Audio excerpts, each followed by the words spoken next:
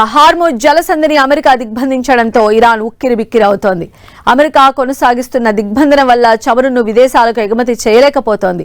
దీంతో బయటకు తీసిన చమురు అంతా దేశంలోని స్టోరేజ్ ట్యాంకుల్లో భారీ చమురు నౌకల్లో నిల్వ చేయాల్సిన పరిస్థితి.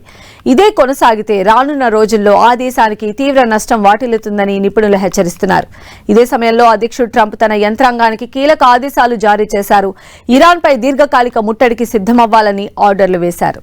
ఇరాన్ ఆయువు పట్టుపై కొడుతున్న అమెరికా, హార్మోజ్ దిగ్బంధనంతో పేరుకుపోతున్న చమురు నిల్వలు. ఇరాన్ అటు అమ్ముకోలేదు, ఇటు దాచుకోలేదు. ఇరాన్ ఏదైతే ఆయువు పట్టుగా భావిస్తోందో ఆ హార్మోజ్ జలసంధినే దిగ్బంధిస్తోంది అమెరికా.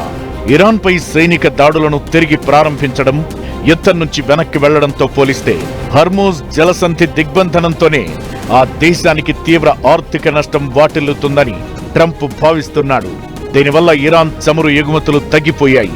ఇది ఇరాన్ ఆర్థిక వ్యవస్థపై తీవ్ర ప్రభావం చూపుతోంది. అమెరికా ఇరాన్ మలివిడత చర్చలపై అనిశ్చితి నెలకొన్న వేళ ఇరాన్ ఇప్పటికే కొత్త ప్రతిపాదనలు తెరపైకి తెచ్చింది. హార్మోజ్ జలసంధిని తెరుస్తామని, నౌకల ప్రయాణాలకు అనుమతులిస్తామని ఇరాన్ ప్రతిపాదించింది. అందుకు 2 షరతులను విధించింది. ఒకటి, హార్మోజ్ జలసంధి దగ్గర కొనసాగిస్తున్న నౌకాదళ దిగ్బంధనాన్ని అమెరికా ఎత్తేయాలి.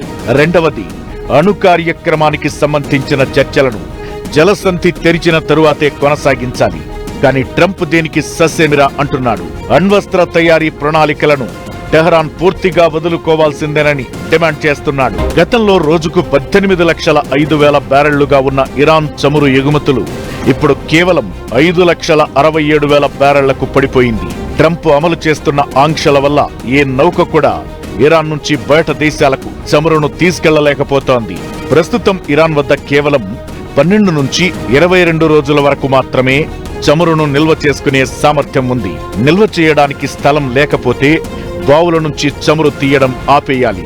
చమురు క్షేత్రాలను ఒక్కసారి మూసివేస్తే భవిష్యత్తులో ఆ బావుల నుంచి చమురు తీయడం కష్టమవుతుంది. ఇది ఇరాన్ ఇంధన రంగానికి శాశ్వతంగా నష్టం కలిగిస్తుంది.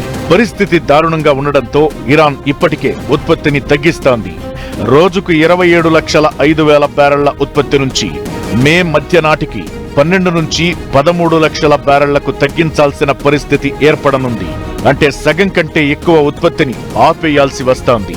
చమురు నిల్వ చేయడానికి ప్రస్తుతం భూమి మీద ఉన్న ట్యాంకులు నిండిపోవడంతో ఇరాన్ భారీ చమురు నౌకలను సముద్రంపై నిలిపి ఉంచి వాటినే స్టోరేజీ ట్యాంకులుగా వాడుతోంది. ఇరాన్ చమురు నిల్వలు ఇప్పటికే గరిష్ట స్థాయికి చేరాయి. సుమారు 185 నుంచి 195 మిలియన్ బ్యారెళ్లు ఓడల్లోనే ఉన్నాయి. ఇరాన్ చరిత్రలో ఇంత భారీ మొత్తంలో చమురు ఎన్నడూ సముద్రంపై నిలిచిపోలేదు. ఇప్పటికే హార్మోజ్ వద్ద దిగ్బంధనం కొనసాగితే అమెరికా నౌకల్ని పేల్చేస్తామని ఇరాన్ గట్టి వార్నింగ్ ఇస్తోంది. అమెరికా మళ్లీ దురాక్రమణకు పాల్పడితే పశ్చిమాసియా వ్యాప్తంగా ఉన్న ఇరాన్ కు అనుకూలమైన గ్రూపులు రంగంలోకి దిగుతాయని, అమెరికాకు చెందిన భారీ నౌకలను సముద్రంలోనే తగలబెట్టేస్తామని హెచ్చరించింది. అమెరికా దిగ్బంధనం చర్యలకు ప్రతిగా ఇరాన్ ఎలాంటి చర్యలకు దిగుతుందోనని ఆందోళనలు నెలకొన్నాయి.